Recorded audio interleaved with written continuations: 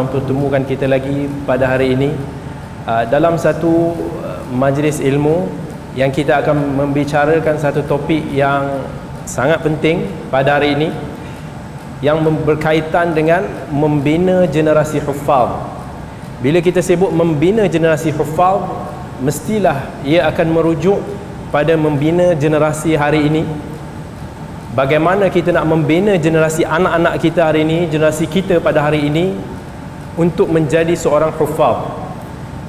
Yang mana kalau ikut tradisi, ikut kefahaman masyarakat setempat kita, bila disebut huffaz ataupun hafiz, huffaz ni adalah kita boleh kata jamak ataupun plural kepada perkataan hafiz, iaitu kalau kita memahaminya dengan pengertian orang yang memiliki Al-Quran di dalam dada-dada mereka.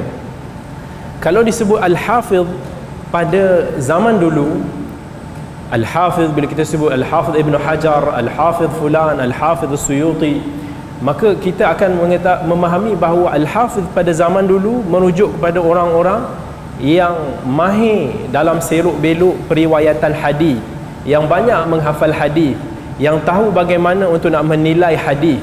Kerana itu mereka digelar sebagai Al-Hafiz.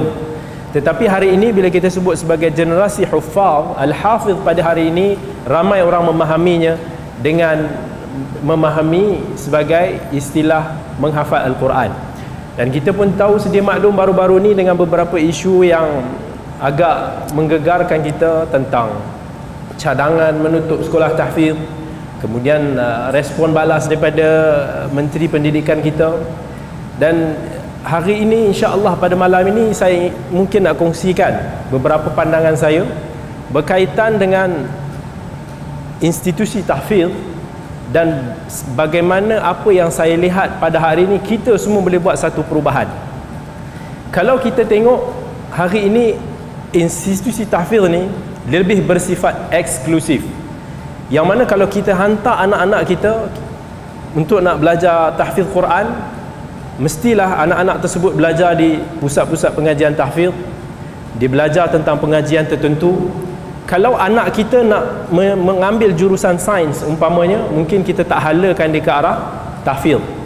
Dan begitu juga mungkin saya ingin membetulkan sedikit kefahaman ramai orang pada hari ini, bila mana dia nak menginginkan anak dia menghafal Al-Quran, kebanyakan daripada kita target kita nak anak kita mesti kena hafal 30 juzuk. Bila kita dapat hafal 30 juzuk, maka anak kita akan dipanggil sebagai Al-Hafiz. Bila kita dapat membuat satu program anak-anak kita menghafal Al-Quran di mana-mana sekolah, maka sekolah hari ini berlumba-lumba nak buat sijil huffaz, iaitu bila mana anak-anak kita berjaya khatam Al-Quran, maka dia boleh berbangga kerana ada sijil-sijil hafiz ataupun sijil-sijil khatam Al-Quran. Tetapi realiti yang berlaku pada hari ini sebenarnya jauh daripada apa yang kita inginkan anak-anak kita menjadi hafiz tu.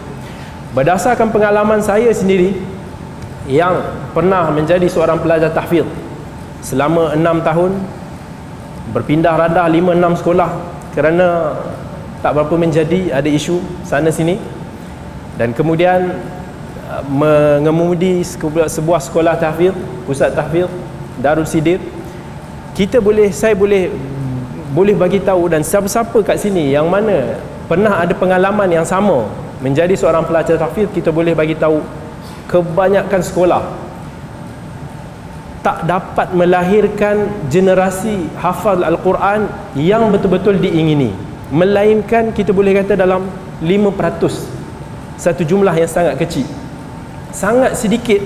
Kita nak tengok anak-anak kita yang kita hafal, kita hantar pergi sekolah 5 tahun, 3 tahun ke, dapat keluar menjaga Al-Quran dalam dada dia sebagaimana yang mereka hafal di sekolah-sekolah.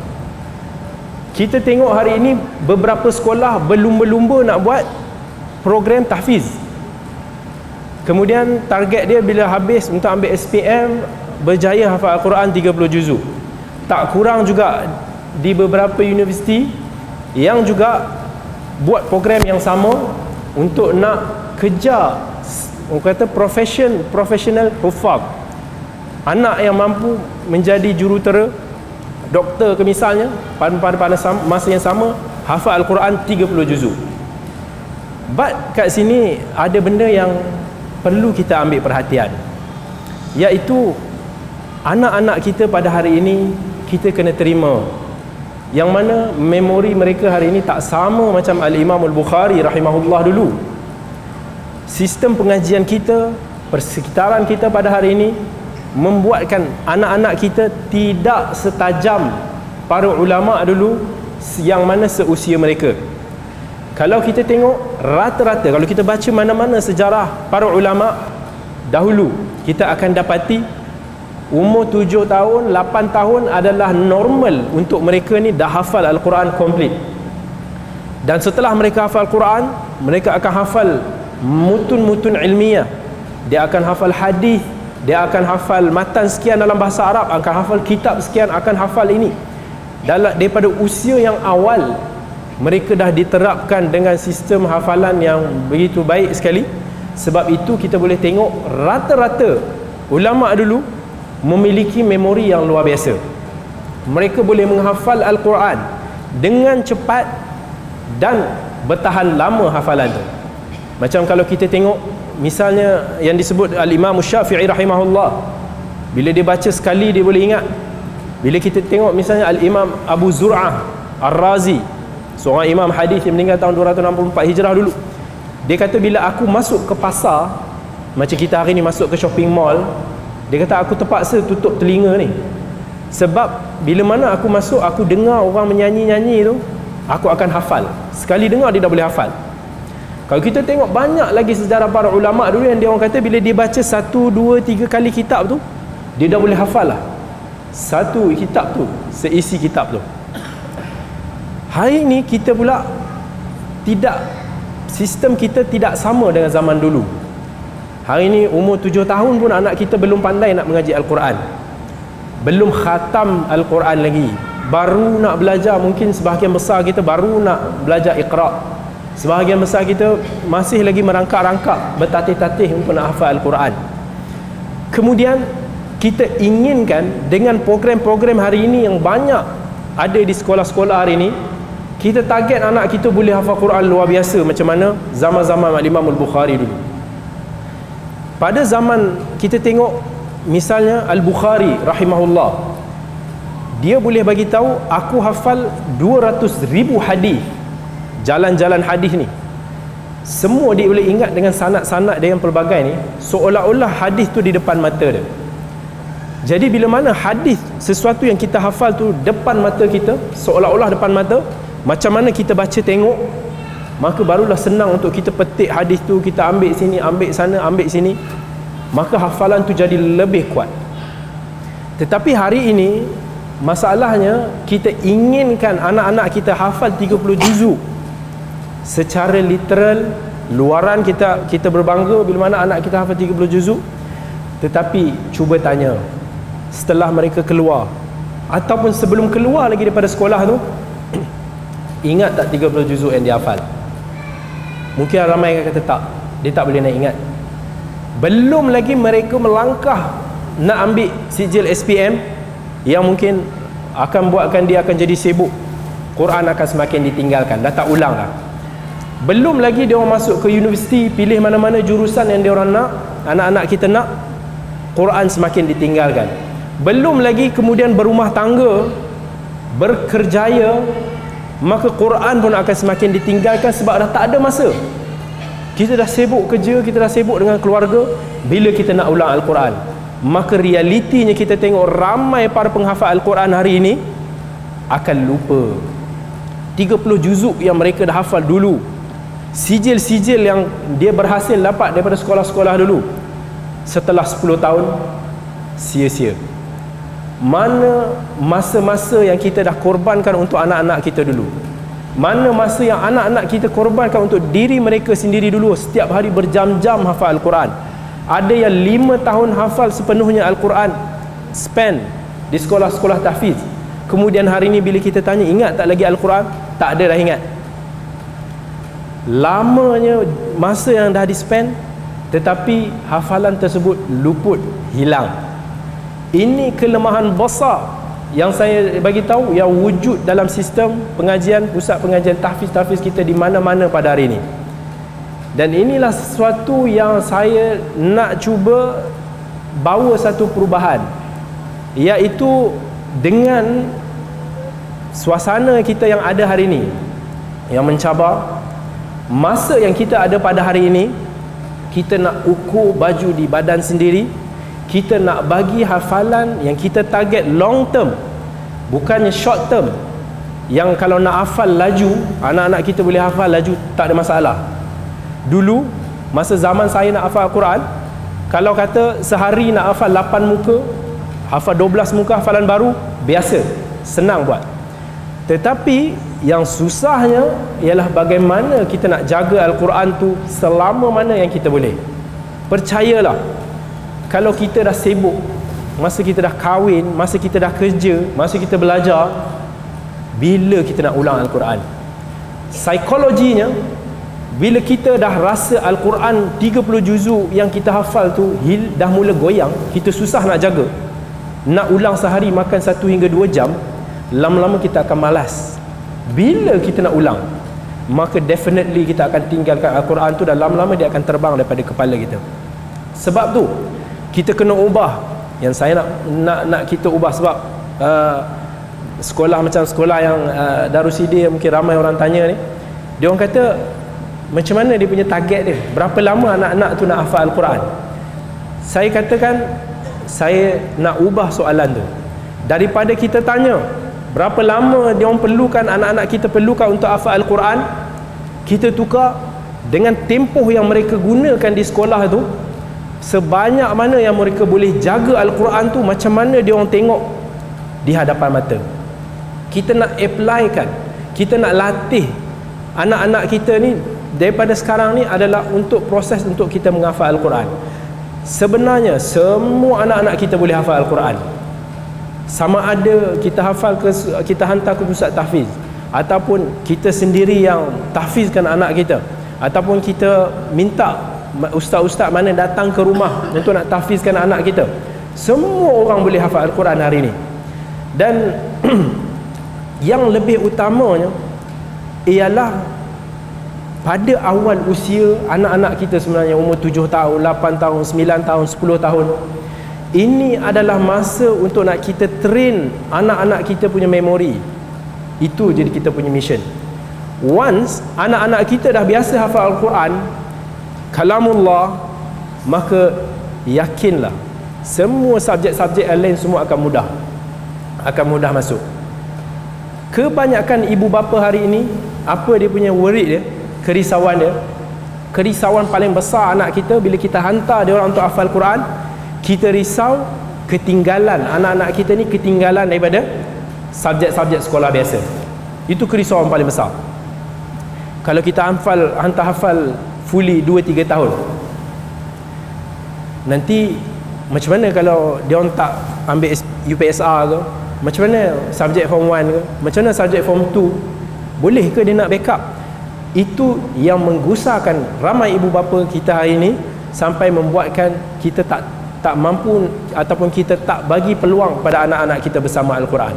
Sebenarnya kalau betul kita train anak-anak kita dengan Al-Quran dengan cara yang betul, maka insya-Allah, percayalah, subjek-subjek sekolah yang ada pada hari ini sangat mudah untuk nak di-catch up. Ini daripada anak-anak, sebahagian anak-anak murid Darussidin sendiri yang dah kemudian melanjutkan pengajian ni di tingkatan 4. Misalnya kalau kita tengok Iman, kakak dia dah masuk tingkatan 4. Sebelum ni tak belajar pun sekolah menengah, fokus hafal Al-Quran.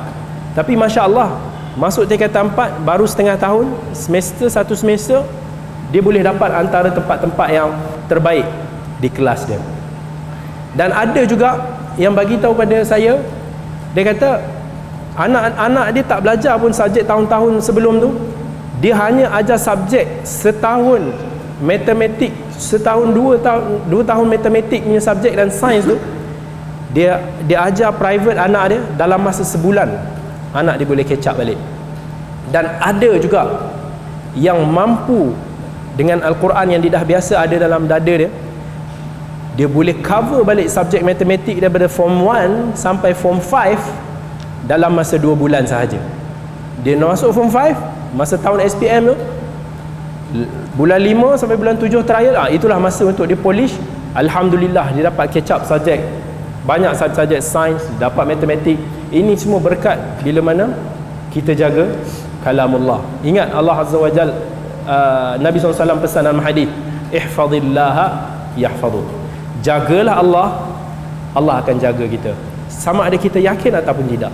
Dan antara wasilah kita menjaga Allah ialah kita menjaga kalamullah, jaga Al-Quran dalam dada-dada kita. Ingat, target kita nak anak-anak kita hafal Quran bukan untuk komplit 30 juzuk semata-mata. Kalau dia mampu, ahlan wa sahlan. Kalau dia tak mampu, sekadar mana yang dia mampu, tetapi itulah yang dia akan bawa sampai mati, termasuk kita sendiri. Masalahnya kita hari ini sandarkan, kita nak anak kita tahfiz, nak dia hafal Al-Quran, kita sendiri tak usaha nak hafal, sebab kita beranggapan nak hafal Quran mesti komplit 30 juzuk. Tetapi yang lebih utama ialah, adakah bila mana kita dikuburkan nanti, kita dimasukkan dalam liang lahat nanti, ada tak kita bawa sedikit kalamullah dalam dada kita untuk bertemu dengan Allah nanti? Kelak bila mana Allah Azza wa Jalla tanya kita, kita sayang Allah ataupun tak, mungkin kita cakap sayang, tetapi bila tanya apa buktinya, dalam hati kita, dalam dada kita tak ada pun sikit ayat melainkan suratul Fatihah. Kita sepatutnya berusaha sikit demi sedikit. Ini untuk menghafal Al-Quran bukan eksklusif untuk pelajar tahfiz, tetapi untuk semua orang, termasuk diri kita sendiri.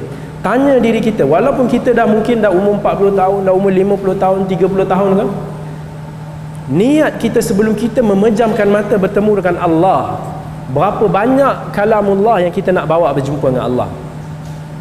Kalau kita mampu beberapa surah, kalau kita mampu 1 juzuk, itu dah cukup, alhamdulillah.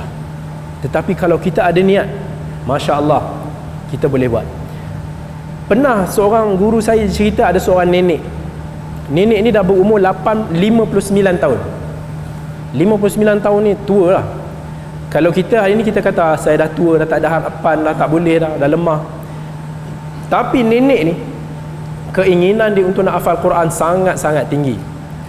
Dia kata, aku berazam untuk nak cuba hafal Al-Quran sebelum aku mati. Kalau dia tak sempat, kalau Allah tarik nyawa dia sebelum dia hafal Quran, setidak-tidaknya dia dah niat dan dia dah usaha. Moga-moga Allah ganjari dengan pahala yang sempurna. Dan alhamdulillah, Allah panjangkan umur dia. Dan ketika umur dia 89 tahun, 30 tahun kemudian, nenek tersebut berjaya hafal Al-Quran komplit 30 juzuk dengan hafalan yang begitu Masya Allah. Yang bukan hafalan lupa ni, tak, dia hafal betul-betul. Setahun macam sejuzuk je, sehari berapa ayat dia nak hafal. Tetapi masa yang ada, kalau kita kata masa pencen ni, dah 59 ni, masa-masa biasa mungkin kita dah pencen, masa yang kita ada tu dia luangkan bersama dengan Al-Quran. Alhamdulillah, Allah panjangkan umur dia 30 tahun. Jadi kalau orang tanya, untuk nak hafal Quran ni apa masa depannya, ramai daripada kita fikirkan Al-Quran, hafal Al-Quran ni semua dari sudut kerjaya. Ini satu silap besar. Bila kita ingat bila hafal Quran ni mesti dia kena kerja macam ni, kerja macam tu, tak ada kerja ke? Sebenarnya kita menghafal Al-Quran bukan untuk kerja. Kita menghafal Al-Quran untuk kita, untuk kita bertemu dengan Allah nanti, bekalan kita. Semua orang yang bergelar agama Islam, semua kena fikir tentang ni. Tak kira kita nak jadi apa sekalipun, nak jadi businessman, nak jadi jurutera, nak jadi doktor, nak jadi ustaz, nak jadi apa sekalipun, kita hafal Quran kerana kita nak membawa Al-Quran tu bersama dalam dada kita. Berapa banyak yang kita mampu, ahlan wa sahlan, tafadhal. Jadi yang sepatutnya, yang saya rasakan respon kepada kenyataan mungkin Menteri Pendidikan baru-baru ni kita mungkin akan fokus untuk nak train anak-anak tahfiz kita lebih mendekati memahirkan diri dengan sains. Ini bukan tak bagus, tetapi soalan yang lebih besar daripada itu yang sepatutnya kita lakukan bukan kita mensainskan anak-anak kita yang hafal Quran, tetapi bagaimana kita nak mentahfizkan anak-anak kita yang sains ni. Itu sepatutnya persoalan mission yang kita bawa. Kalau anak kita kata anak kita ambil jurusan sains dan kita ada target insya-Allah sampai umur dia ambil SPM nanti dia dapat hafal, dia dapat jaga 5 juzuk pun dengan hafalan yang sangat mantap, itu dah masya-Allah tabarakallah. Bukan mesti nak kena dihafal tu nak kena complete 30 juzuk. Tak. Sebab kita faham masa yang ada. Kadang-kadang kalau kita tak mampu nak hantar anak kita pergi ke tahfiz, spend time sepenuh masa dengan tahfiz. Kita boleh buat macam tu, part time.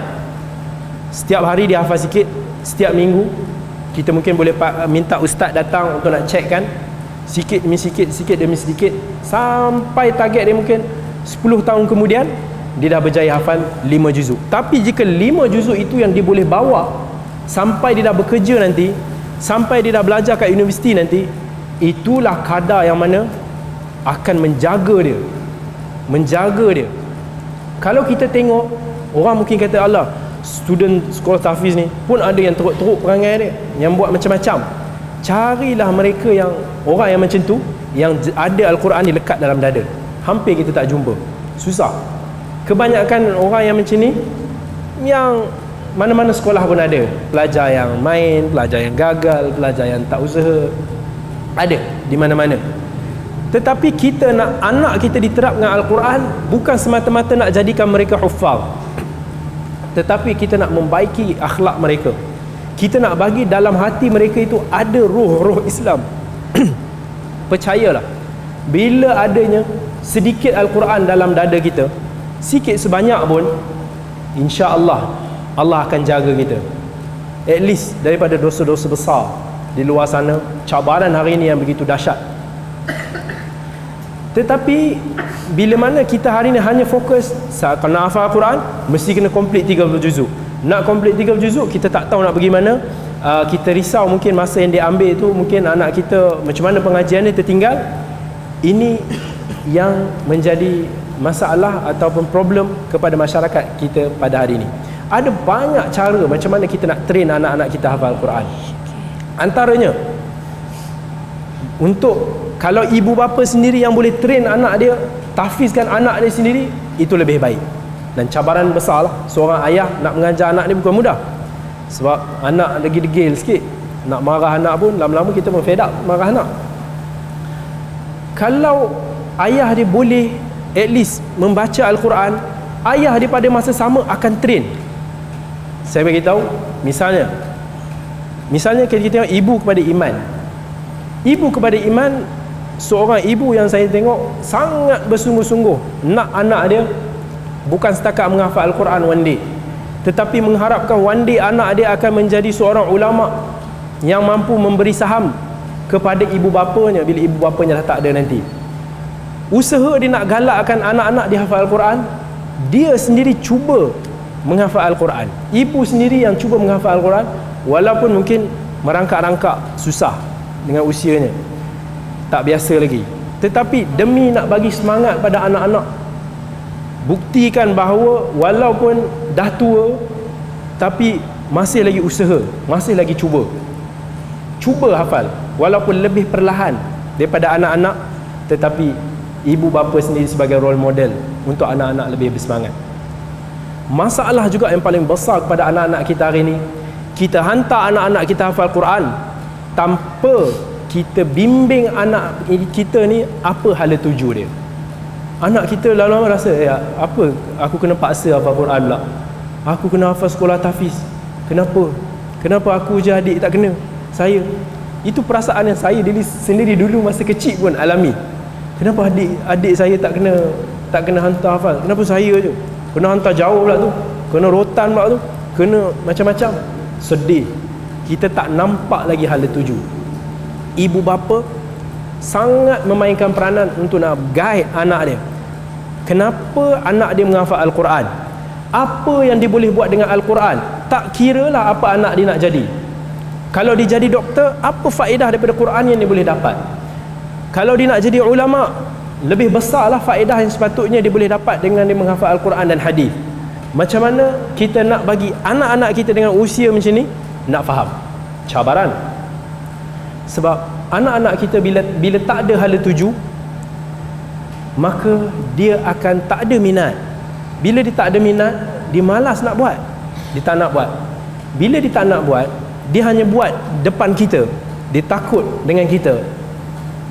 Bila kita dah tak ada di sisi anak-anak, bila dia dah jauh daripada kita, bila dia dah masuk asrama nanti, bila dia dah makin besar, dia dah tak duduk dengan kita, maka dia tak akan buat apa yang dia tak minat. Masa tu, apa yang kita didik anak kita daripada kecil dulu, mungkin lama-lama terbakar jadi abu. Jadi kita nak anak kita buat dengan minat, dengan seronok. Sebab rata-rata kalau kita tengok institusi tahfiz masih lagi tak mampu memberi keseronokan kepada anak-anak dia untuk nak menghafal Al-Quran. Anak-anak kita dipaksa kena belasah, kena rotan, banyak macam-macam. Sakit hati, bengang, rebel. Lepas tu hilanglah Al-Quran tu. Percayalah, ni benda ni saya sendiri alami. Dan saya antara orang-orang yang dah berpindah banyak sekolah disebabkan perasaan-perasaan macam tu. Dan disebabkan tu, saya tak mau anak-anak didik saya sendiri macam tu, terbiar tanpa hala tuju, tak tahu ke mana, kenapa mereka hafal Quran, tak suka hafal Quran. Kita nak sebolehnya mereka ni suka dengan Quran, dia boleh jaga Al-Quran sendiri. Once kita akan mati, kita guru-guru dia, ibu bapa, one day kita akan pejam mata, tak tahu bila, sooner or later kita akan pergi, dan anak-anak kita akan besar berdikari. Tetapi kita nak mereka bila mana dah bersendirian, boleh terus continue, boleh terus bawa diri dengan Al-Quran macam mana yang kita ingin dan kita didik mereka dulu kecil-kecil. Berapa banyak anak-anak yang kita hantar dulu ke sekolah tahfiz, keluar daripada sekolah tahfiz, jadi mungkin ada yang lebih dahsyat daripada sekolah-sekolah biasa. Ada yang Masya Allah, Tabarakallah, ini bukan skala sekolah tahfiz mata-mata. Dia adalah peranan kita keseluruhan. Peranan yang bukan hanya guru yang memainkan peranan, ibu bapa sendiri juga yang memainkan peranan. Misal kata, kalau kita tengok sekolah yang anak kita hantar anak itu tiada penekanan matematik umpamanya, sebab dia ada objektif, dia ada mission, kita nak fokus hafal Al-Quran. Kita ibu bapa di rumah lah yang boleh mainkan peranan untuk nak didik anak kita dengan subjek-subjek yang boleh membantu. Guru bukan hanya guru sahaja. Ada sebahagian ibu bapa yang diserah sepenuhnya pada guru. Tetapi kita lupa, ibu bapa adalah sumber motivasi terbesar anak-anak sebelum guru lagi. Kita hanya boleh bagi guru-guru ni, kita hanya boleh bagi anak-anak sedikit kegembiraan, sedikit semangat. Tetapi sumber semangat yang terbesar sebenarnya datang daripada ibu bapa. Tetapi kebanyakan ibu bapa hari ini, dia kurang di dalam berdeal dengan anak-anak sendiri ni, lebih kepada marah, lebih kepada stres, lebih kepada yang membuatkan anak-anak dia rasa tak ada bond dengan ibu bapa sendiri, dan tak rasa bahawa ibu bapa dia tu boleh membimbing dia. Sedangkan yang anak dia tu akan meluangkan banyak masa ialah bersama keluarga di rumah, bersama orang yang tersayang, dan kemudian di sekolah, guru dan kawan-kawan.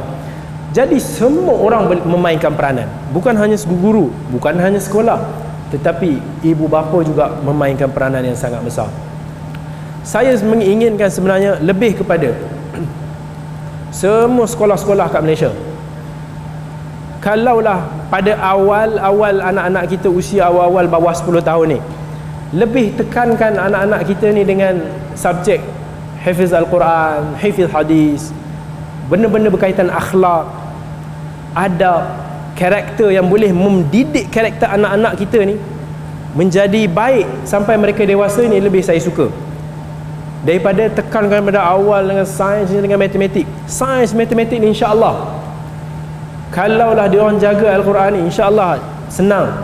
Benda ni realiti dah berlaku banyak, kita tengok. Tetapi hari ini kita terlalu worried dengan keduniaan sampai kita abaikan benda yang sepatutnya kita jaga lebih utama, Al-Quran dan hadis. Kita mungkin lupa pada zaman dulu, kalau kita tengok 3 kurun awal pada zaman tabi'in, zaman sahabat, zaman selepas-selepas tu, kurun terawal hijrah dulu, kita akan dapati rata-rata umat Islam hafal Al-Quran. Benda tu adalah biasa, normal.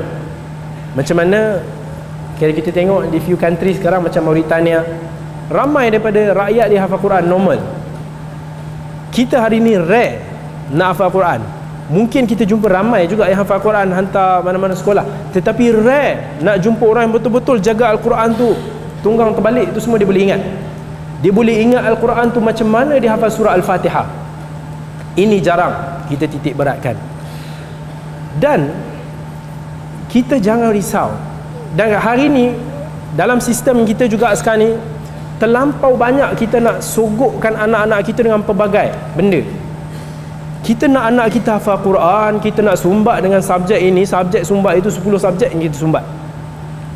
Anak kita jadi celup-celup, ambil ini sikit, ambil ini sikit, ambil ini sikit, ambil ini sikit. Psikologinya kita rasa bagus sebab banyak dia belajar, tetapi hakikatnya penghayatan dia, penerapan dia mungkin sangat sikit ataupun none. Sebaik-baiknya lebih kepada kita fokus ke anak-anak kita dulu. That's why macam untuk sekolah Darussidin, Home Tahfiz Darussidin yang saya kendalikan bersama sahabat-sahabat yang lain ni, kita fokuskan kepada Al-Quran dan hadis. Di samping kita train untuk nak bercakap, memberi ucapan awam, kita train untuk nak siapkan package dia sebagai pendakwah.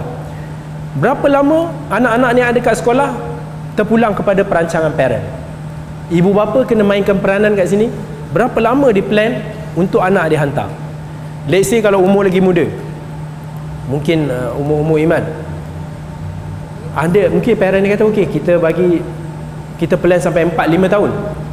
Selepas tu mungkin ada lagi 2 tahun ke untuk nak SPM, baru kita ambil untuk nak bagi dia macam private tuition untuk dia catch up balik untuk ambil SPM. Ada juga ibu bapa yang 2 tahun.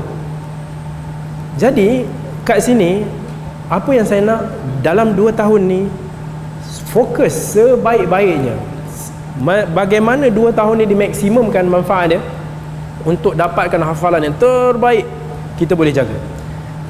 Tahap memori anak kita berbeza-beza.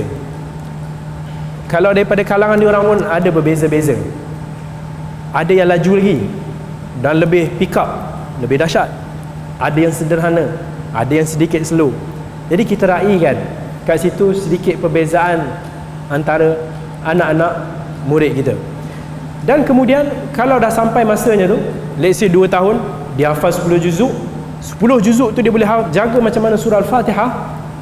Itu dah bagi kita satu kejayaan yang besar. Dapat 7 juzuk, 7 juzuk tu dia boleh jaga sampai dia mati. Itu dah cukup baik. Dan nak buat macam tu, mesti kita kena bagi dia dengan kaedah hafalan yang mana boleh buatkan mereka ni jaga dan ingat nampak Al-Quran tu macam depan mata. Kita akan build photographic memory dia, membuatkan dia nampak nombor tu, ayat tu piece by piece. Kalau kita hari ni kita nak baca surah, kita tak nampak surah tu depan mata, tapi kita guna mulut kita. Jadi bila sebulan kita tak ulang, hafalan tu akan gone. Tetapi hafalan yang paling kuat yang boleh maintain bertahan dengan kita ialah yang mana hafalan yang boleh kita nampak macam mana kita baca di depan mata. Itu yang susah kita nak lupakan. Sebab tu contohnya, kalau kita masuk ke dalam rumah kita, lampu gelap sekalipun, tak buka lampu, kita tutup mata pun, kalau tak ada perubahan lah perabot kat situ, insyaAllah kita boleh jalan, naik bilik tangga semua insyaAllah dengan selamat. Sebab kita tak lupa rupa bentuk rumah kita yang kita nampak hari-hari kita masuk. Begitu juga Al-Quran, begitu juga mana-mana hafalan. Kalau kita boleh hafal sebagaimana di depan mata dia, insya-Allah dia akan bertahan lama. Percayalah, anak-anak kita hari ni kalau cuti, apa dia buat? Yang kalau kita hantar hafal Quran, nak suruh dia mengulang Al-Quran, mimpilah. Kan? Iman pun susah kan nak mengulang masa cuti. Memang susah. Tapi kalaulah hafalan dia tak jaga kuat-kuat, cuti 2 minggu tak ulang, lepas tu balik sekolah mula goyang, mula tak ingat. Tapi kalau kita boleh jaga macam surah Fatihah, kita tak ulang surah Qul Huwallahu Ahad pun sebulan, setahun ke, insya-Allah kita boleh ingat, kan? Jadi beginilah hafalan yang kita nak. Sebab kalau anak kita boleh hafal macam ni, insya-Allah untuk jangka masa yang lama, insya-Allah mereka akan bertahan lama. Jadi sebab itu saya nak tegaskan lagi, institusi tahfiz Al-Quran relevan, cuma pembaharuan, pembaikan sentiasa kita kena buat. Mana-mana sekolah ada masalah, ada yang kita perlu ambil tindakan. Sekolah-sekolah yang mana tahfiz yang memperalatkan anak-anak murid dia, mengeksploitasi pelajar, yang itu yang buat macam-macam masalah ni, ini yang perlu dibaiki. Tapi kita tak wajar untuk nak pukulkan kepada semua.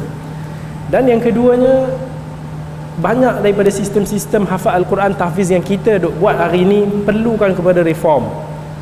Sebab hari ni mana-mana institusi pengajian berlumba-lumba nak kejarkan status hufaz tu. Tapi hakikatnya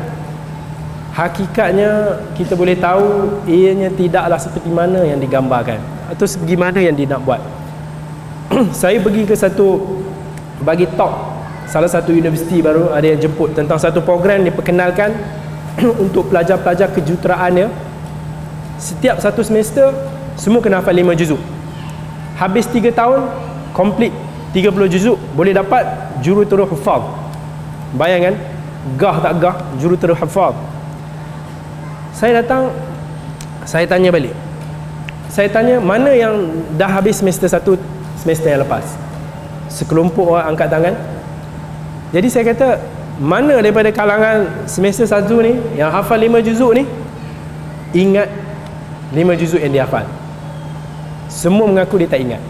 Sejuzuk, seorang je angkat tangan. Maksudnya satu semester yang dia hafal 5 juzuk hafal Quran. Saya tanya lagi, berapa jam sehari untuk spend hafal Quran? Lebih daripada 2 jam. Lama, 2 jam hari-hari spend untuk nak capai hafal 5 juzuk ni. Tiba-tiba lupa macam tu je, dan kemudian berbangga dengan sijil-sijil hufaz ni. Saya kata buang masa.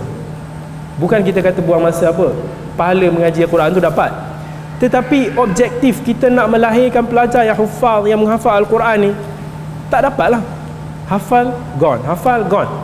Saya kata kalau saya lah ada power untuk nak rombak ni semua, presiden dia pun ada kat situ, saya kata saya akan ubah. Tak perlu nak hafal 30 juzuk kalau kita nak terapkan pada anak-anak kita dengan Quran macam ni. Cukup kalau dia dapat grade 4 tahun, dia dapat pegang 5 juzuk macam mana surah Al-Fatihah, satu huge success yang kita boleh dapat. Tak perlu 30 juzuk tapi tak ingat satu pun dalam kepala.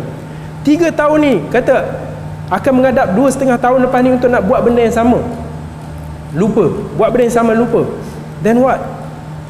Ini satu failure dalam sistem tahfiz kita yang kita ada pada hari ini. Kita terlampau nak kecamukkan anak kita, kita terlampau nak bagi something yang besar, nak buat something yang gempak, tapi kita tak ukur. Kita bukanlah Al-Imam Al-Bukhari lagi yang boleh hafal sekali boleh ingat, yang sekali hafal tak lupa-lupa.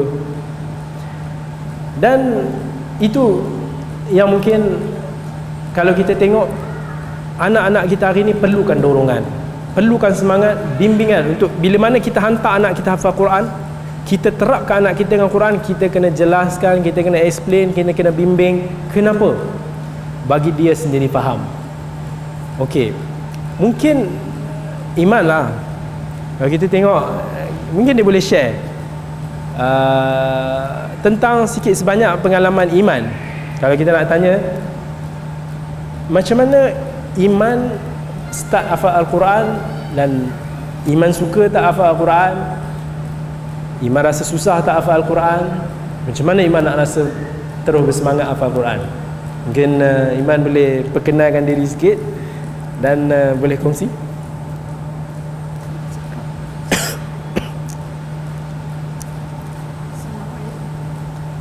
Ni dengar. Assalamualaikum warahmatullahi Okey, kuat sikit. Assalamualaikum warahmatullahi wabarakatuh. Nama saya Iman Syafis Okey. Syam.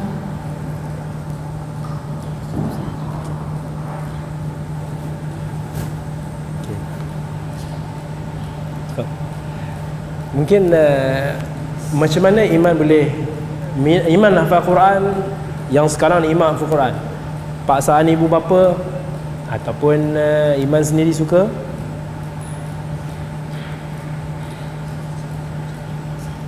Bagi salam, perkenalkan diri. Assalamualaikum warahmatullahi wabarakatuh. Nama saya Iman Syafis Syam. Umur 12 tahun. Sekolah di Sikit. Okey. Okey, Iman hafal Quran sekarang ni, Iman suka hafal Quran ataupun Iman rasa terpaksa je? Mak ayah paksa ke?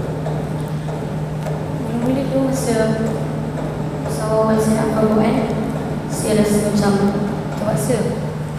So macam saya kata tadi lah, macam lepas tu adik saya tak suka tahfiz, kakak saya pun tak suka tahfiz. So saya rasa macam kenapa saya ni langsung kan orang. Lepas tu dah lama-lama Ustaz cakap kalau awak selalu hafal Quran, Allah akan bagi yang suka. So saya suka hafal Quran. Iman ni, Masya Allah, Tabarakallah, dia terror bak main chess. Saya main dengan dia bulan 4 dulu, try. Masa tu dia baru belajar, saya boleh kalahkan dia dengan mudah-mudah je. Lepas 2 minggu dia ajak saya balik lawan, saya kalah teruk. Saya ingatkan dia cheat. Dia ajak lagi, saya try main lagi, kalah lagi. Saya ingatkan mungkin ada orang tolong dia ke apa. Rupa-rupanya memang dalam masa 2 minggu dia tiba dia jadi terror semacam, saya tak tahu. Sampai kawan-kawan dia semua takut nak lawan chess dengan dia. Dan Iman, Masya Allah, kalau siapa yang tengok Motiviral dulu, Dekna tu, ini abang dia lah. Jadi Iman ni pun dia start hafal Al-Quran. Sebelum ni dia ada hafal, sebelum ni dengan sistem yang lama, juzuk 20 lebih dia hafal dulu. Tetapi kita start dengan kaedah yang baru untuk nak bagi dia hafal Al-Quran tu lebih lekat. Macam mana dia nampak hafalan itu depan mata. Kita start daripada juzuk 1 yang kita baru start beberapa bulan yang lepas. Dan kalau nak tengok macam mana anak-anak didik ni hafal, macam mana yang saya gambarkan, macam mana hafal Al-Quran di depan mata ni, kita seolah-olah baca, nampak Al-Quran depan tu, kita boleh pilih ayat mana kita nak, kita boleh pusing sana pusing sini, boleh baca dari bawah ke atas, semua kita boleh buat kalau kita baca tengok. Jadi kita nak hafalan macam ni yang kita terapkan pada anak-anak kita. Misalnya dalam juzuk 1, okey, Iman dah berapa ayat hafal? 100? 102. Okey, Iman cuba baca ayat 81. Bala bismillahirrahmanirrahim. Bala ma kasabat sayyi'atuhu wa hatat bihi khati'atuhu fa ulaika ashabun nar hum fiha khalidun. Ayat sebelum dia, Qalu la tamassanna illa ayyaman ma'dudah qul attakhadhtum 'inda Allahi ahda wa la yukhlifu Allahu ahda am taquluna 'ala Allahi ma la ta'lamun. ayat sebelum dia, Wailul lil ladzina yaktubuna al-kitaba bi'aydihim wailul lil ladzina yaktubuna al-kitaba bi'aydihim thumma yaquluna hadha min 'indillahi yashtaruna bihi thamanan qalila wailul lahum mimma katabat aydihim wa wailul lahum mimma yaksibun. 19 ayat sebelum tu. Wa idh istasqa Musa liqaumihi faqulna idrib 'asaka al-hajar fanfajara minhu 12 'aynan qad 'alima kullu unasin mashrabahum kulu washrabu min rizqillah wa la ta'thaw fil ardi mufsidin. 30 ayat atau 32 ayat selepas tu. Walaqad atayna Musa al-kitaba Walaqad ja'akum. ولقد جاءكم موسى بالبينات ثم اتخذتم العجل من بعده وأنتم ظالمون. Tu ayat nombor berapa? Sampai 2. Apa ayat atas sekali muka surat tu?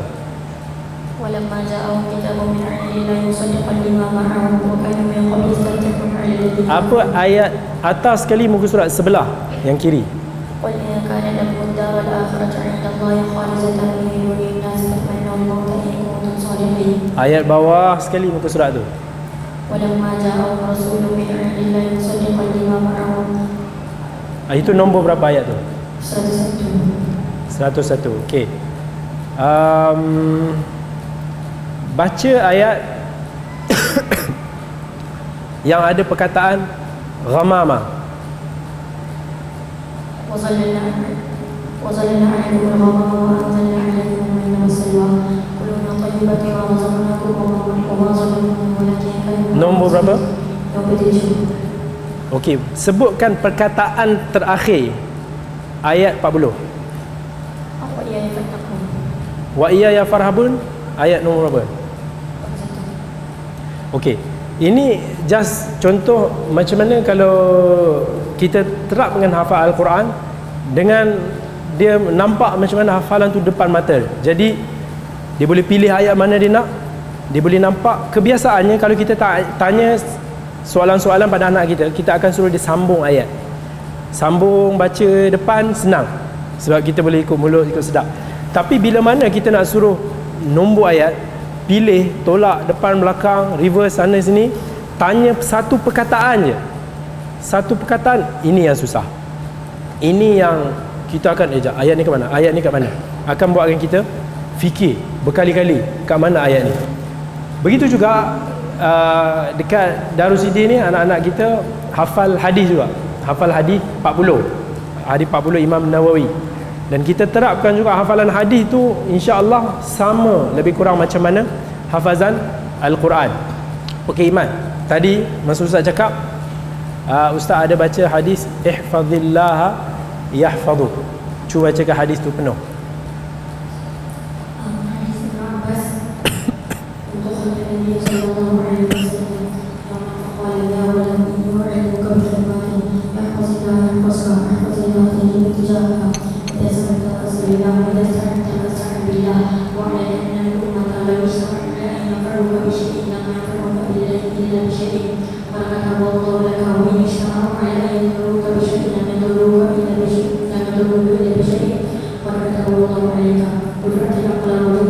Siapa yang riwayat? Apa Tirmizi cakap? Hadis nombor berapa tu? Baca 5 hadis sebelum tu. Hadis Ibnu Mas'ud. Qala Rasulullah sallallahu alaihi wasallam la yahillu lil muslimin illa bi hadathin sayyidu zani wa nafsu bi nafsi wa talibul dini wa al-dini. Siapa riwayat? Baca hadis nombor 15.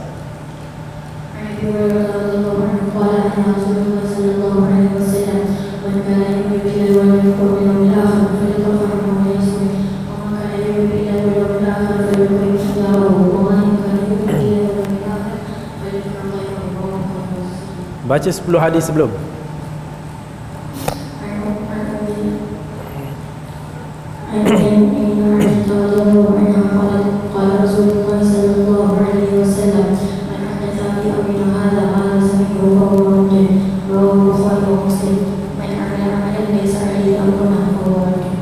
Rawahu Muslim. Ini adalah hadis daripada hadis 40 yang dihafal untuk anak-anak Darussidin, dan di sana kita hanya fokuskan untuk hafal Al-Quran lebih lagi, dan hafalan hadis. Begitu juga dengan macam mana untuk nak mereka gunakan ayat-ayat Quran dan hadis yang mereka hafal. Berapa lama anak-anak dekat sekolah ni terpulang, ada yang sekejap, ada yang nak lama. Jadi itu depend kepada perancangan ibu bapa masing-masing. Dan selepas tu mereka akan balik dan akan pergi ke sekolah ambil sijil yang mana mak ayah masing-masing dah plan. Jadi setidak-tidaknya bila mana dia orang dah belajar, dah sibuk dengan belajar nanti tu, Quran yang mereka jaga, hadis yang mereka jaga ini, macam mana surah Al-Fatihah ni, inilah yang mereka akan bawa, kita harapkan sampai ke akhir hayat nanti. Kita juga semua orang boleh buat macam tu. daripada rumah. Kalau kita tak mampu nak hantar ke sekolah tahfiz, daripada rumah kita sendiri, kalau kita boleh baca Al-Quran, kita sendiri boleh bimbing anak kita. Kita boleh semak dia, kita boleh baca sikit-sikit demi sedikit. Macam-macam cara. Kalau orang yang ada duit sikit, dia boleh usahakan untuk bersama dengan beberapa kawan anak-anak buat home tahfiz, pengajian daripada rumah yang kita sendiri boleh perhatikan. Kita panggil, kita gajikan ustaz yang boleh tengok selia anak-anak kita, dan kita kena sentiasa jaga kualiti itu lebih daripada kuantiti. Jangan push anak kita hafal sampai 2 muka satu hari tetapi hafalan tu goyah, melainkan anak kita tu memang Imam Bukhari punya hafalan, barulah kita boleh buat macam tu. Kalau tak, memang anak kita boleh buat 2 muka sehari, boleh buat, tapi hasilnya untuk jangka masa yang lama kita tengok tak berapa baik. Yang sebaik-baiknya ialah kita biarkan mereka ni ikut kemampuan yang ada, sikit demi sedikit. InsyaAllah semua anak kita, tak kira mana-mana aliran, tak kira mana-mana sekolah, kita boleh tahfizkan.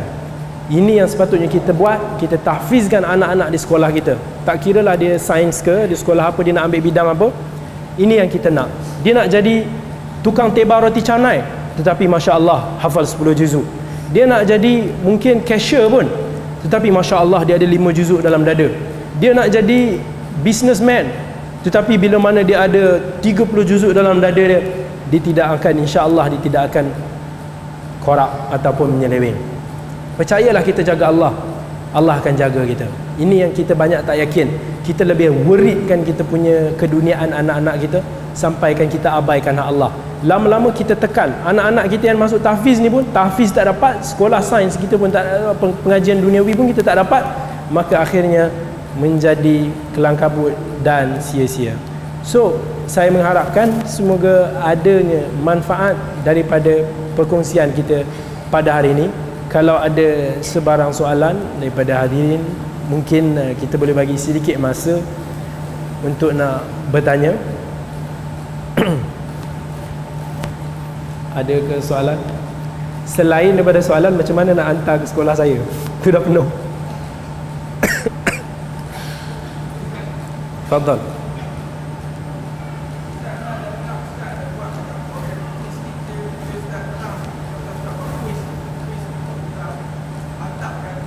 Quiz. Okay. Mungkin sebahagian daripada sini pernah tengok ada video-video yang saya postkan tentang macam mana saya buat quiz anak-anak menjawab Al-Quran. Dan sebenarnya apa yang saya nak kongsikan, semua orang hari ini tengok Al-Quran ni membosankan, kan? Asyik duduk hafal. Jadi macam skema. Tetapi kita lupa sebenarnya Al-Quran juga boleh bagi keseronokan. Kalau kita tahu cari jalan macam mana kita nak masuk dengan anak-anak ni, kita bagi dia orang fun, maka insya-Allah anak-anak kita lebih minat. Dan apa yang saya buat kuis-kuis dengan anak-anak ni, itu adalah benda wajib yang saya minta untuk tenaga-tenaga pengajar di Darussidin sekalipun, untuk nak buat dengan anak-anak ni hari-hari. Sebab apa kita buat kuis ni? Sebab bila kita tanya soalan-soalan macam ni, dia akan lebih alert kat mana ayat tu. Kawan yang bertanya akan fikirkan soalan, kepala dia akan rewang cari ayat-ayat part mana yang susah-susah, dia boleh tanya. Kalau susah, so dia akan cari, dan kita akan biasa menjawab soalan-soalan yang susah. Jadi bila hari-hari dia dah biasa dengan soalan-soalan yang macam tu daripada awal, maka insya-Allah hafalan dia akan lebih konsisten.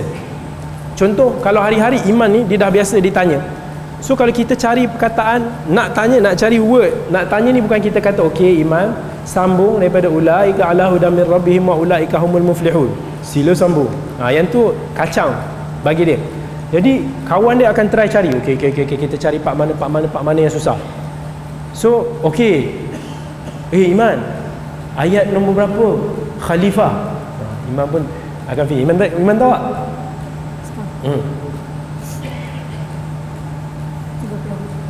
Kuat sikit? 30. Okay. Sebuah cakap ayat 30.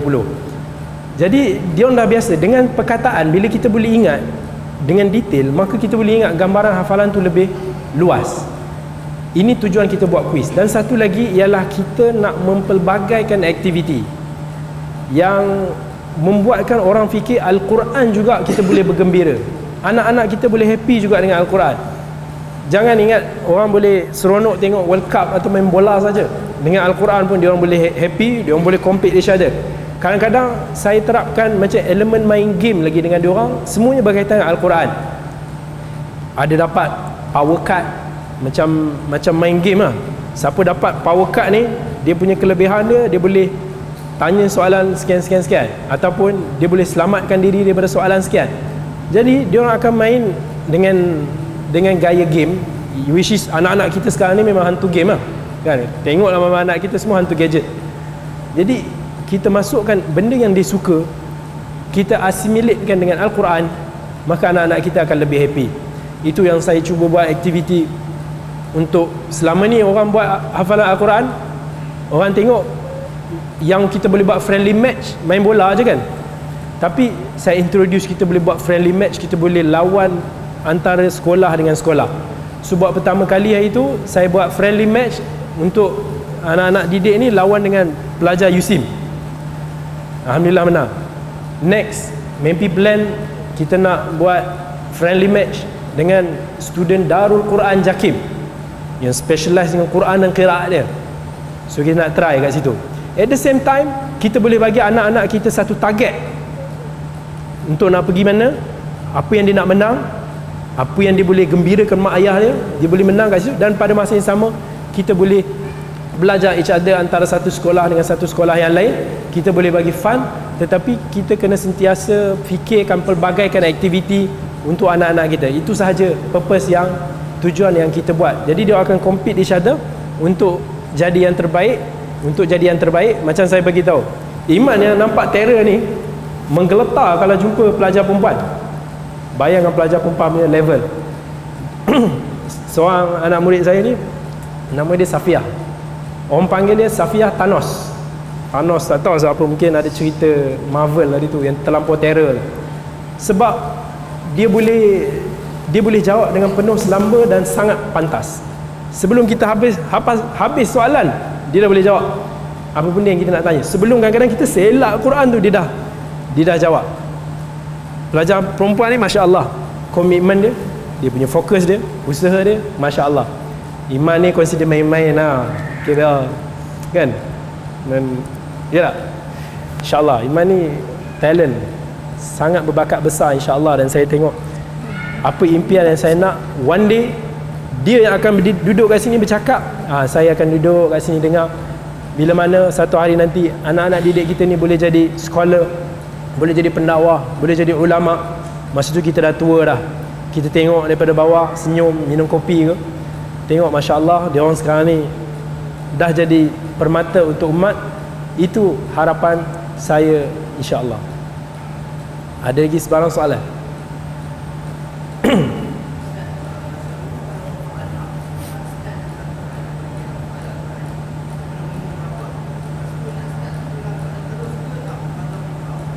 Apa start?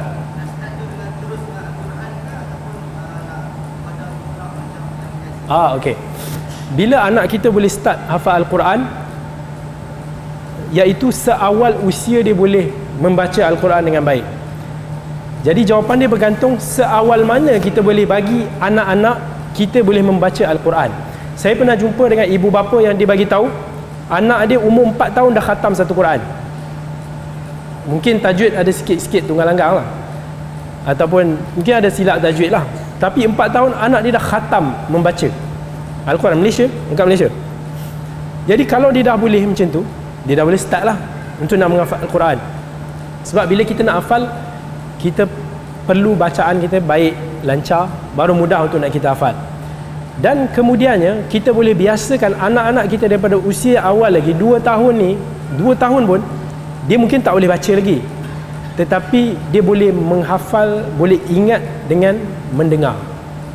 Umur 2-3 tahun ni, kalau kita selalu pasang Al-Quran dalam kereta, ulang-ulang surah yang sama, dia boleh hafal. Dengan mendengar dia boleh hafal. Kita tengok zaman sahabat, zaman tabi'in, zaman yang tak ada tulisan banyak. Macam mana dia orang sampaikan Al-Quran dengan hadis, kebanyakannya daripada syafawi, daripada mulut ke mulut. Guru baca, dia dengar, dia ingat. Kita tengok misalnya di Indonesia pun ada contoh adik apa nama dia tu, Musa, yang mana dia daripada baby lagi, ibu dia selalu duk pasangkan Quran, sampai dia dah ingat Quran tu dengan mendengar sebelum dia belajar membaca. Masya Allah, tabarakallah. Anak ni betul Allah sebut kullu mauludin yuladu ala fitrah. Semua anak kita ni dilahirkan fitrah, suci, bersih atas agama Islam, boleh terima. Tapi kita lah yang banyak memburukkan, mencorakkan ni salah. Bila kita naik kereta, kita bawa anak kita, kita pasang lagu, lama-lama anak kita duk nyanyi, ingat lagu, ingat kan? Kalau kita tengok Quran tak ingat, kat rumah TV 24 jam tak ada pun bunyi Al-Quran. Salah kita. Kita punya pendekatan yang macam tu membuatkan anak kita slow untuk nak hafal Al-Quran. So boleh start seawal usia begitu, bagi dia pendedahan, dia boleh menghafal sama ada sebelum dia pandai dengan mendengar, ataupun setelah dia pandai membaca dia dah boleh hafal. Dan kita terapkan dulu dengan surah Muqaddam, surah-surah juz 30 ni first, sebab surah dia pendek. Surah pendek ni senang untuk nak dihafal. Dia boleh hafal satu ayat satu hari. Kita target kat anak kita, setiap hari kalau dia nak main, petang tu dia nak main, hafal wailul lil mutaffifin. Dia hafal wailul lil mutaffifin, tafadhal. Dia nak main atau dia nak buat kerja rumah sikit, tak apalah, kalau kecil sangat tak payahlah buat kerja rumah. Alladzina idza ktalu 'alan nasi yastawfun. Esoknya hafal ayat ni dah. Satu hari satu ayat macam tu, bayangkan konsisten buat. Hari weekend, Sabtu Ahad, tak payah hafal-hafalan baru, ulang je mana dia dah hafal. Okey, ulang balik, cuba baca surah Tabbat yada abi lahabi wa tab. Okey, cuba baca surah An-Nas, cuba baca surah Inna A'tainakal Kautsar. Bagi dia mengulang hari weekend. Hari biasa sambung sikit demi sedikit. Kita akan tengok anak kita, Masya Allah, sebelum dia mungkin usia tadika dia dah hafal juzuk amma. Dan lepas dia dah hafal juzuk amma, kita boleh move pergi surah Al-Baqarah. Itu lebih mencabar sebab ayat dia start lebih panjang. Wallahu alam. Mungkin soalan terakhir kita buka. Ada? Okey.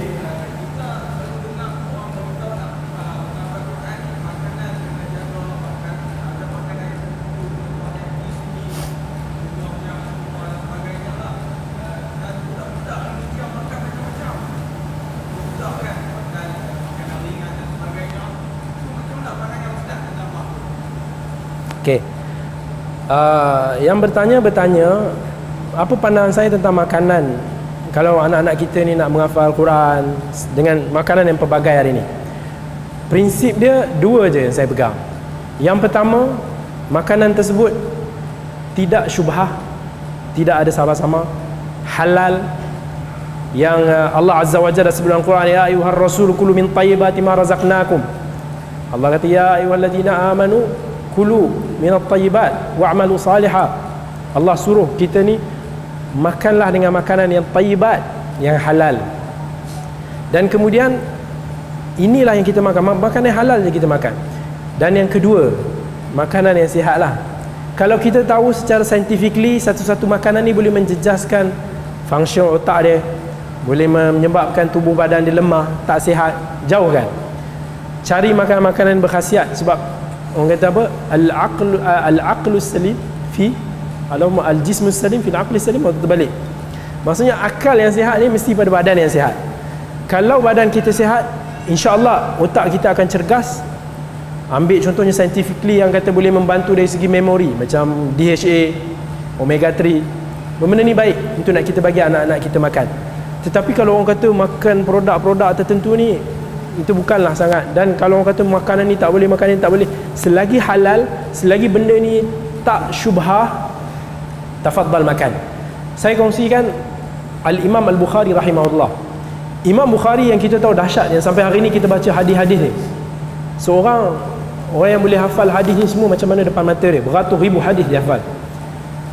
Ulama menyebut kemungkinan dia jadi macam ni adalah berkat daripada ayah dia yang sangat menjaga harta pencarian dia. Sampaikan ayah Imam Al-Bukhari, Ismail, ketika nazak, seorang sahabat dia masuk, dia jumpa dengan ayah Al-Bukhari. Jadi ayah Imam Al-Bukhari pun ayah Imam Al-Bukhari dia pesan, dia cakap dekat orang tu, sesungguhnya aku tahu setiap satu sen harta yang masuk pada diri aku dan keluarga aku, isteri dan anak aku ni, bebas daripada syubhah, apatah lagi haram. Dia sangat menjaga benda-benda ni. Sebab tu Allah bagi keberkatan pada dia dan keluarga dia. Allah bagi dia anak seperti Imam Bukhari untuk menjadi seorang anak yang boleh memberi ibu bapanya saham sepanjang zaman. Kita hari ni tak alert bab-bab ni. Harta yang sama-sama kita pun peduli apa? Asalkan aku kaya. Harta yang haram kita sanggup redah, tak apa, asalkan kita kaya. Kita dapatkan dengan cara yang tak halal, tak apa. Nanti anak aku ajarlah dia jadi ustaz ke, jadi hafal Quran ni. Kita tak sedar kita nak besarkan anak kita dengan harta kita tu. Walaupun bukan salah anak kita tu, tapi mana barakah dia? Start daripada kita. Jaga mata pencarian kita dan juga jaga makanan anak-anak kita, insya-Allah. Mungkin ada beberapa soalan. Assalamualaikum Ustaz, paling minima sehari berapa ayat yang boleh kita tetapkan untuk anak-anak menghafal? Pada masa yang sama mereka ke sekolah harian.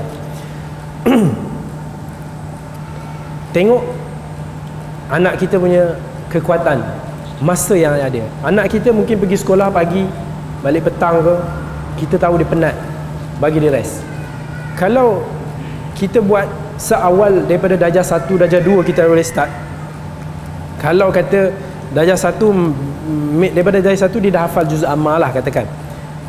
Kita kata setiap hari cuba hafal satu ayat saiz normal, 1 baris, 2 baris. Dia hafal setiap hari, dia hafal sebelum dia pergi main.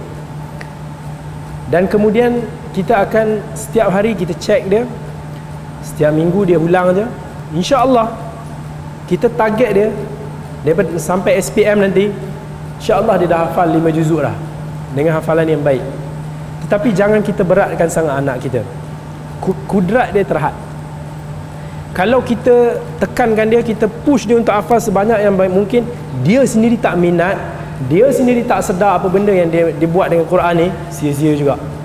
First kali pupuk minat dia. Second, ajar, bimbing dia kenapa dia kena dengan Al-Quran. Kita jadi ingat ibu bapa ni kena jadi macam kawan dengan dia. Dari situ dia akan seronok buat. Dan kita bagi dia prize, kita bagi dia ganjaran, kita bagi dia hadiah kalau dia berjaya hafal sekian dan sekian. At the same time, kita sendiri cuba hafal nak compete dengan anak kita. Anak kita akan lebih bersemangat lah, insyaAllah.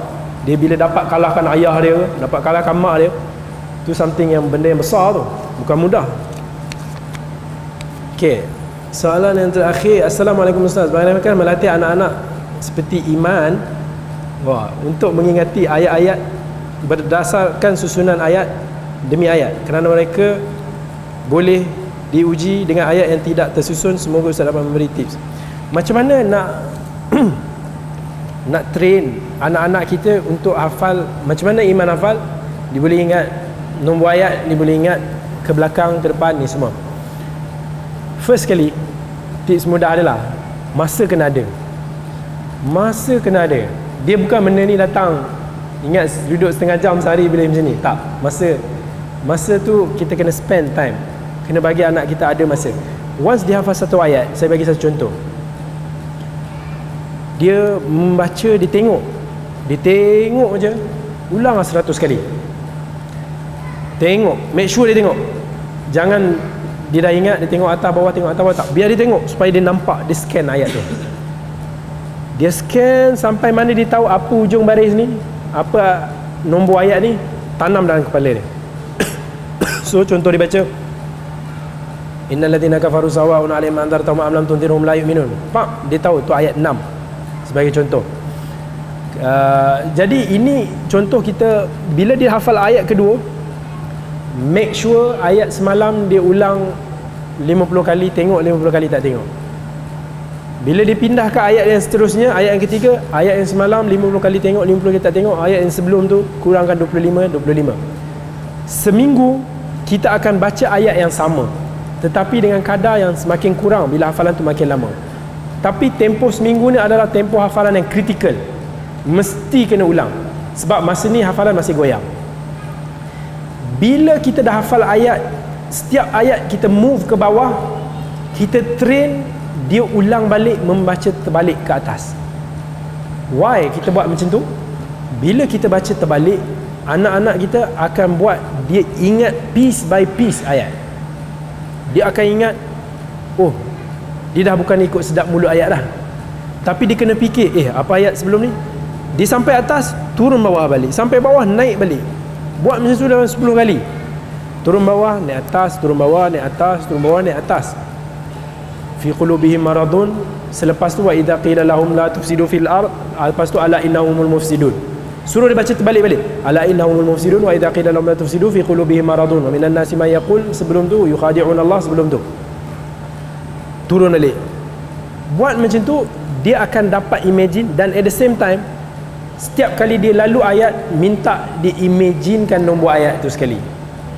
Dia dah biasa, nanti lama-lama dia akan nampak benda tu senang. Tapi ini key dia. Key dia bukan berapa banyak kita hafal sehari, key dia berapa banyak kita ulang. Key dia dalam tempoh seminggu tu wajib kita ulang sebanyak mana yang saya dah sebut, ataupun banyak lagi daripada tu yang kita mampu. Dan key lagi satu, kita train anak kita daripada atas bawah, bawah atas, berulang kali. InsyaAllah once kita boleh buat, one lagi key yang sangat penting, always tebuk anak-anak. Tebuk, main tebuk. Itu akan buatkan dia refresh. Dia akan buatkan dia berfikir.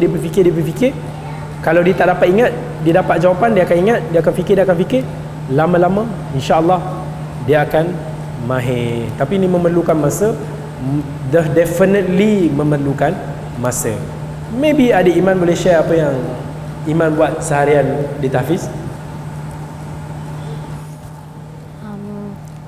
Mula-mula bangun pukul 4.30 pagi sampai pukul 5 siap mandi semua. 5 sampai 5.40 tulis 50 kali setiap satu ayat tu. So 5.40 pergi surau. So sampai balik pukul 6.30 sampai 7.30 pun sambung tulis ataupun baca. 7.30 sampai 8.30 rehat, breakfast apa. 8.30 sampai pukul 10 sambung tulis lagi ataupun baca. 10 sampai 10.30 rehat. 10.30 antara masuk kelas hadis ataupun sambung tulis. Yang tu 11.30 sampai 2.30 kailulah, lepas tu solat zuhur dan makan petang. 2.30 sampai pukul 4 ulang hafalan yang semalam. Pukul 4 sampai pukul 4 sampai 4.30 rehat, lepas tu pergi surau.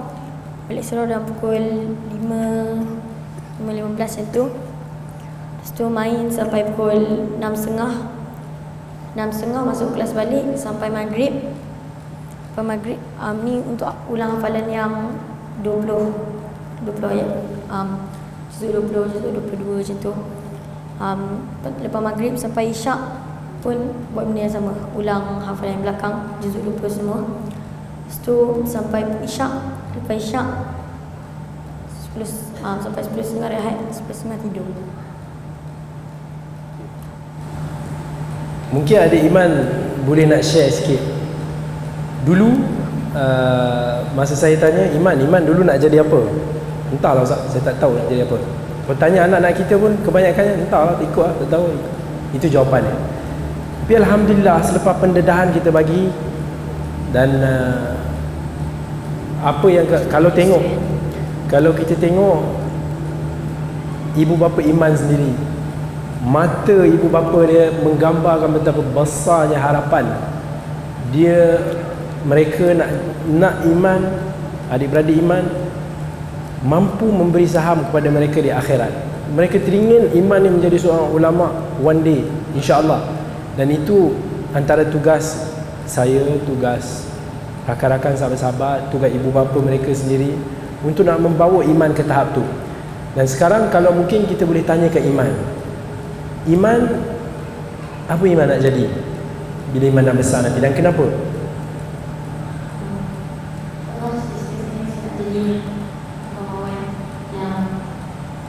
Berdakwah international dan jadi seorang businessman yang berjaya.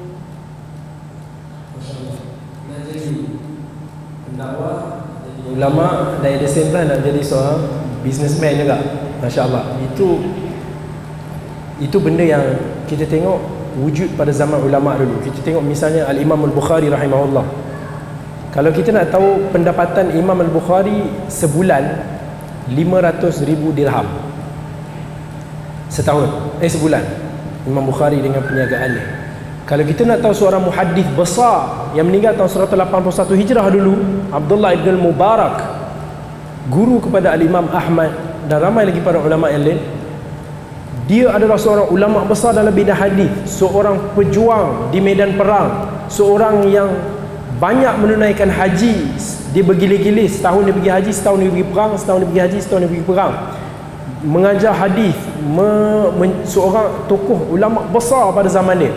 Dan pada masa sama dia adalah seorang hartawan, businessman yang sangat berjaya. Harta dia ialah disebut 400,000 dinar. 400,000 dinar, 1 dinar bersamaan 4.25 gram.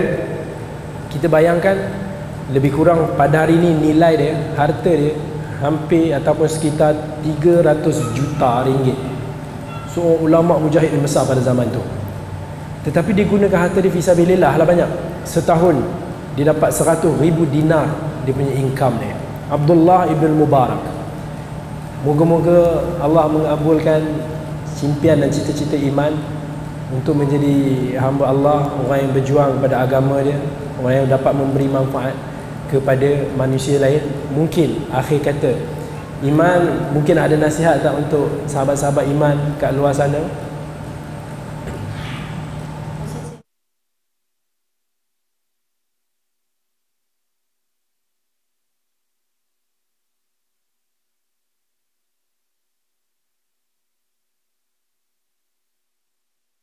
Siapa yang menghafal Quran akan dijadikan di syurga dan akan diberikan akan dapatkan nanti, dan Quran menolong untuk kita.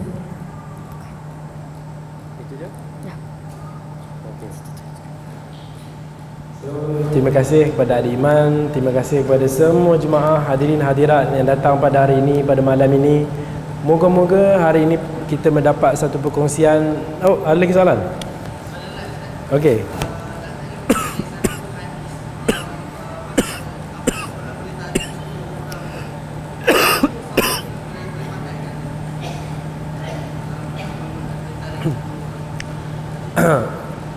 Ada sebahagian hadis-hadis yang berkaitan dengan Al-Quran, memberi syafaat kepada sebahagian insan-insan tertentu ni. Sebahagian pada hadis-hadis ni tak sahih. Tetapi apa yang sahih ialah Allah Azza wa Jalla bagi tahu Al-Quran ni akan datang kepada kita hari akhirat sebagai syafi'an li ummatihi, akan menjadi membantu, memberi syafaat kepada umat yang menjaganya. Dan umum hadis kalau kita tengok, yang mana Al-Quran ni akan datang dalam bentuk mahkota kepada kita, yang akan membantu kepada kita. Dan seorang anak yang mana kalau kita tengok dia mengamalkan Al-Quran yang dia ada dan dia mendoakan ibu bapanya yang saleh, moga kita insya-Allah memoga dia boleh membantu dengan izin Allah. Tetapi dalam sebahagian hadis-hadis dalam bab tu yang banyak yang tidak sahih. Allahu a'lam. Okey. Jadi dengan itu saya akhiri dengan kalam aqulu qawli hadha wa astaghfirullah al-azim li wa lakum.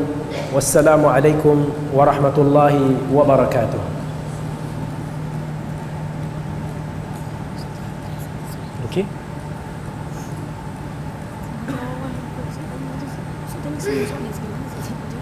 Okay.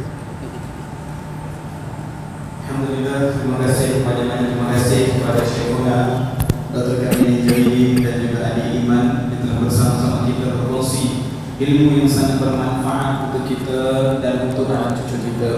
Jadi sekali lagi saya mewakili Masjid Al-Huda Sungai Ara ini mengucapkan terima kasih kepada Ustaz. Jadi insyaAllah sekali lagi kita akan terus solat isya.